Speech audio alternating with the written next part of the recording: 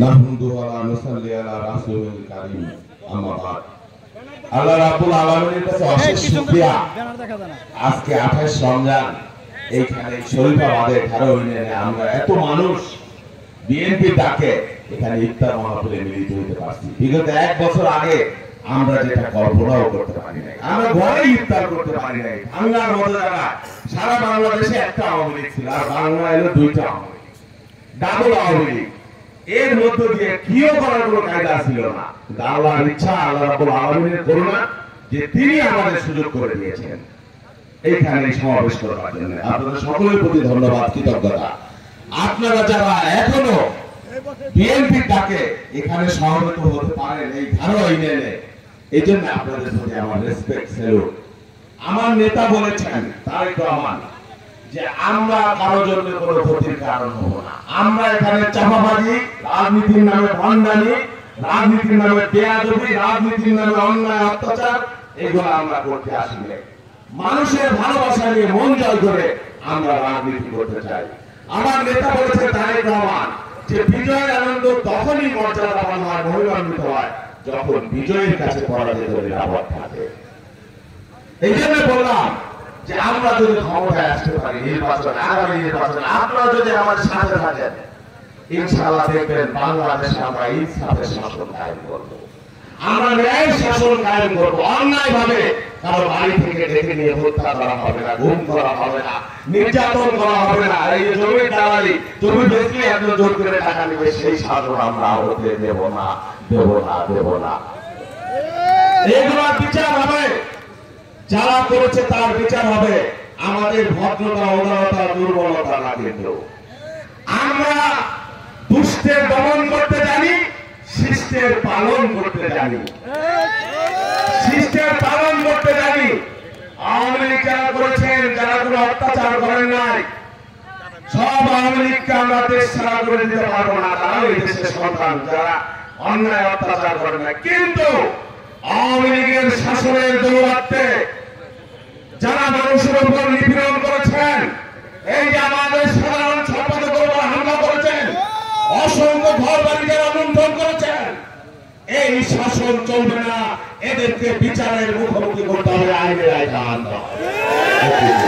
এবং আমরা আনবো, যত ক্ষমতাবান হয়ে থাকেন না কেন, অন্যায় করে কেউ পার পাবেন না। আগামী দিনে বাংলাদেশের রাজনীতিতে অন্যায়ের পরিণতি কি হয় আপনারা দেখেন নাই।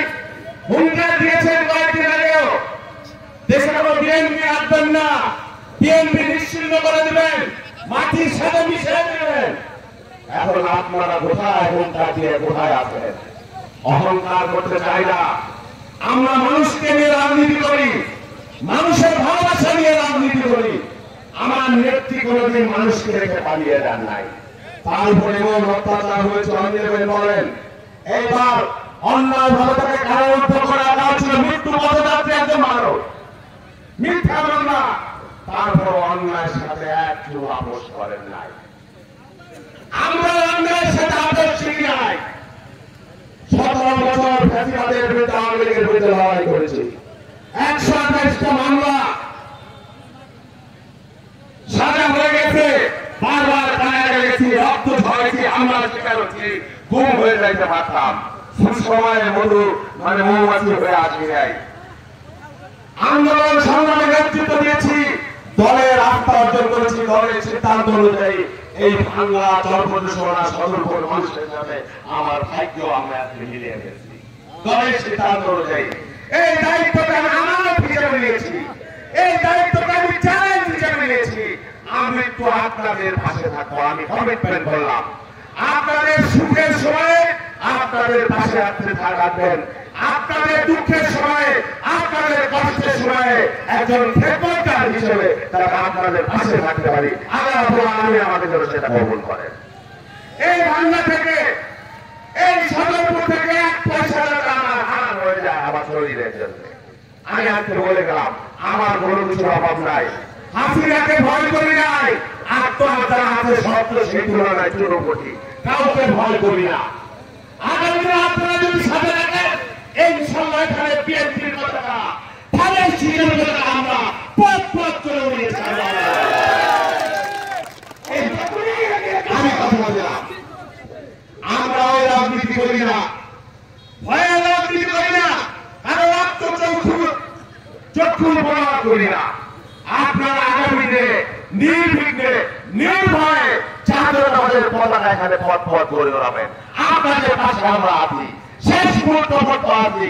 কারো কোনো ভয় থেকে রক্ত চক্ষু প্রবেশন করে এখানে বুক ফুলিয়ে অন্যায়ের বিরুদ্ধে, দুঃশাসনের বিরুদ্ধে, চোরের বিরুদ্ধে, নীতিহীনতার বিরুদ্ধে, ক্ষমতার জঙ্গিপনার বিরুদ্ধে আপনারা রুখে দাঁড়াবেন। এটাই আজকের দিনের অঙ্গীকার। এই যে আমাদের চেহারা ঘাট, আপনাদের সামনে অত্যন্ত গুরুত্বপূর্ণ সে দীর্ঘদিনের পরিচিত আমাদের নেতৃবৃন্দ আছে, আমাদের কৃষক দলের নেতৃবৃন্দ আছে, বিএনপি নেতৃবৃন্দ আছে, সকলে মিলেমিশে আমরা এই বিএনপি একটা দুর্গে পরিণত করতে চাই। আপনারা সবাই একসাথে থাকবেন আল্লাহ সাহেবের নেতৃত্বে, আল্লাহের নেতৃত্বে কেন্দ্রীয় নতুন নেতৃত্ব হবে।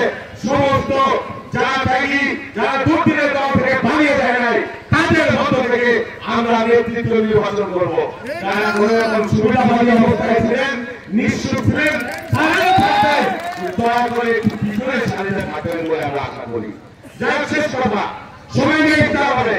শেষ কথা, নির্বাচনের জন্য ২০০০ মানুষ সর্বশেষ রক্ত দিয়েছে গণতন্ত্রের জন্য, ভোটের অধিকারের জন্য, ইনসাফের জন্য, ন্যায় শাসনের জন্য। আবার সেই সমুনা তৎপর হয়ে গেছে বাংলাদেশে ভোট নিয়ে, নির্বাচন নিয়ে ষড়যন্ত্র শেষ হয় নাই। বক্তব্য পরিষ্কার, সব কিছু খাবার বন্ধ করেন, মানুষের ভোটের অধিকার ফিরিয়ে দেন। কোন রকমের নয় করার চেষ্টা করলে